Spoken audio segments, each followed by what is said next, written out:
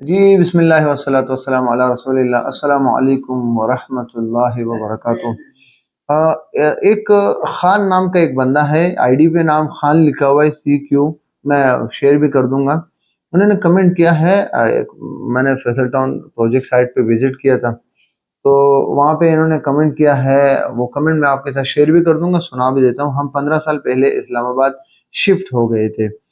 भाई, क्या ये बात सच है कि पेशावर में फ्रॉडी एजेंट अब मार्केट में आ गए हैं, स्पेशली जिनके फादर की डेथ हो गई हो या एजेड हो, उनके बेटे बहुत फ्रॉड कर रहे हैं, मार्केट को बहुत गंदा किया हुआ है। हम जब पेशावर में थे, डीलर बहुत ईमानदार थे। New generation is go down, मतलब न्यू जनरेशन आजकल बहुत कमजोर है, इनके कहने का मकसद है। अच्छा, 15 साल पहले आप इस्लामाबाद शिफ्ट हुए, माशाल्लाह। मजीद अल्लाह पाक आपको तरक्की दे, अल्लाह पाक हिफाजत फरमाए हर तरफ से और हर चीज़ की हिफाजत फरमाए। सबसे पहले हमारी ईमान की हिफाजत फरमाए, अहलो अयाल की हिफाजत फरमाए।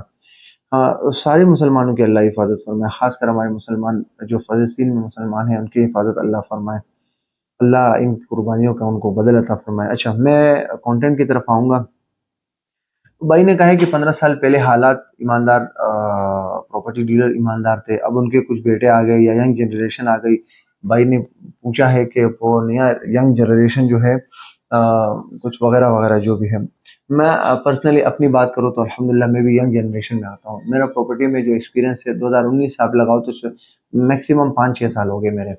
तो एक छोटा सा एक्सपीरियंस है, उस एक्सपीरियंस की बुनियाद में मैं चंद बातें आपके साथ शेयर करूंगा, जैसे फिर आगे आपको मुनासिब लगे। मेरे ज़हन में एक बात आई, शायद मैं गलत हूँ, शायद।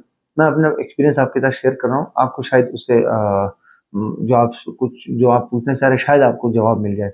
देखो, आप जिस फील्ड में भी जाएँगे ना, आप जिस इदारे में भी जाएँगे, चाहे वो गवर्नमेंट का कोई इदारा हो, कोई प्राइवेट इदारा हो या बिज़नेस फील्ड में जिस शोबे में भी आप चले जाओ, तो उसमें आपको अच्छे और बुरे ज़रूर नज़र आएँगे। यकीन माने। देखो, आप यकीन माने, यहाँ पे हमारे करीबी दोस्त है, मैं नाम तो नहीं ले सकता। वो हालाँकि वो एक्सपीरियंस वाले हैं, उनका मार्केट में 30 साल एक्सपीरियंस है, डेवलपर है। वो मैं पर्सनली उनके साथ डील नहीं करता। और आप यकीन मानिए, उनका बेटा है, वो मेरा करीबी दोस्त है, मेरे उनके साथ डील भी होते हैं, मेरा करीबी दोस्त भी है। और आप सोचिए, तो उनके उनके जो वालिद साहब है ना, मार्केट में उनकी रेपुटेशन अच्छी नहीं है। उनका जो बेटा है, मुझे पर्सनली बहुत पसंद, इतना ज़बरदस्त, ईमानदार और अच्छा लड़का। हालाँकि वो यंग जनरेशन में आता है।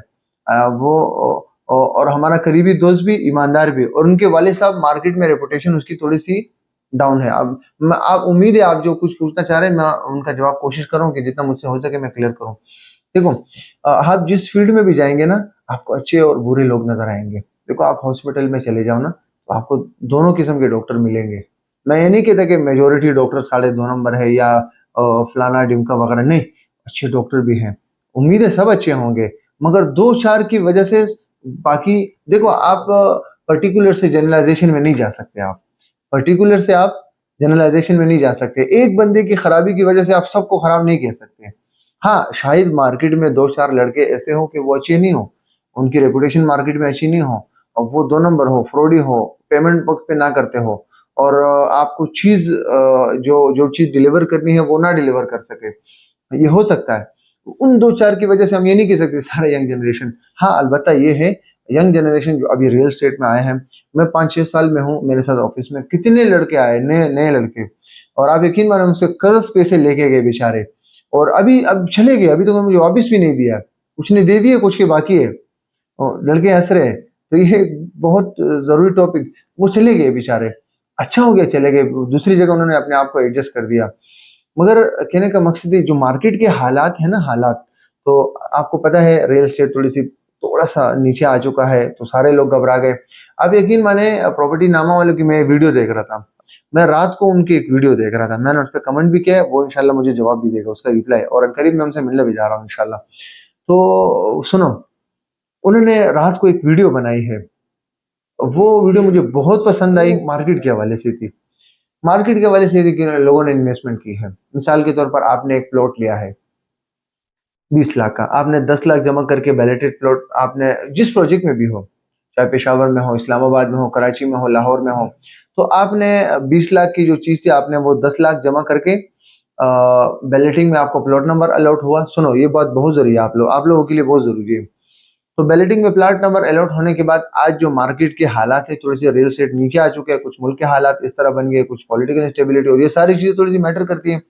तो उस वजह से, और कुछ आपका ज़्यादा पैसा बाहर चला गया, तो वो रियल एस्टेट तो उससे चलता था, वो पैसा बाहर चला गया। सुनो, तो अब उन्होंने कहा कि देखो, वो 10 लाख वाली जो चीज़ अब मार्केट में 5, 6, 7, 8 लाख की बिक रही है, तो लोगों को तो 2, 4 लाख रुपए नुकसान हो रहा है। तो सारे लोग घबरा गए, वे प्रॉपर्टी से पैसा निकालो, प्रॉपर्टी से पैसा निकालो।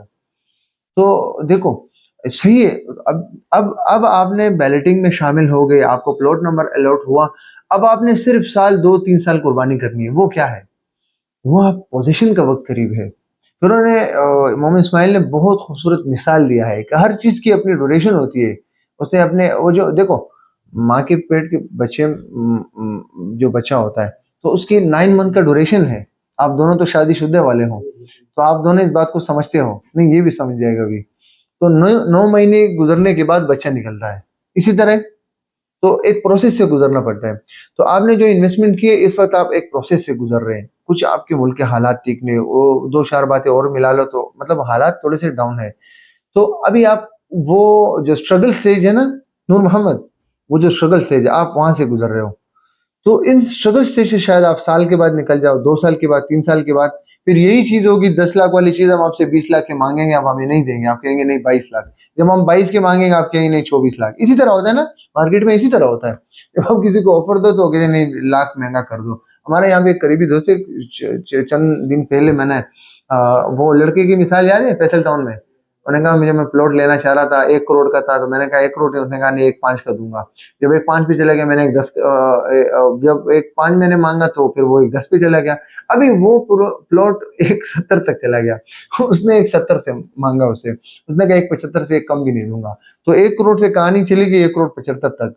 तो ये हमारा कोई करीबी दोस्त था, ठेकेदार था। मैंने कहा मैं उनसे ले रहा हूँ प्लॉट, 10 मरले का प्लॉट है फलानी जगह पे, इस्लामाबाद में। तो वो उनसे लेना चाह रहा था। वही प्लॉट आज वो 1.70 पे चला गया। तो वो 1.70 पे मांग रहे हैं, नहीं कह रहे 1.75 पे कम नहीं दूंगा। तो बहरहाल मुझे कहने का मकसद था, बात काफी लंबी हो गई, कहीं और चली गई। तो कहने का मकसद है, देखो आप हाँ, आपके लिए ये चीज मैटर करती है, आप जिनके साथ इन्वेस्टमेंट कर रहे हैं, जिनके साथ ताल्लुक है आपका, वो बंदे सही होना चाहिए। हम आप मार्केट में एहतियात करें, इन मोहतात रहे, अपनी कोशिश करें जितना आपसे हो सके। इस्तिखारा जरूर करें, आप अल्लाह से दुआ मांगे हिफाजत की। और इंशाल्लाह अल्लाह पाक आप हम सबकी हिफाजत फरमाए, अल्लाह पाक आपकी हिफाजत फरमाएंगे भी अगर आप दुआएं करेंगे। तो आज ये एक छोटा सा टॉपिक था, कुछ ज़रूरी हमने समझा तो आपके साथ शेयर किया। वस्सलाम, अल्लाह हाफ़िज़।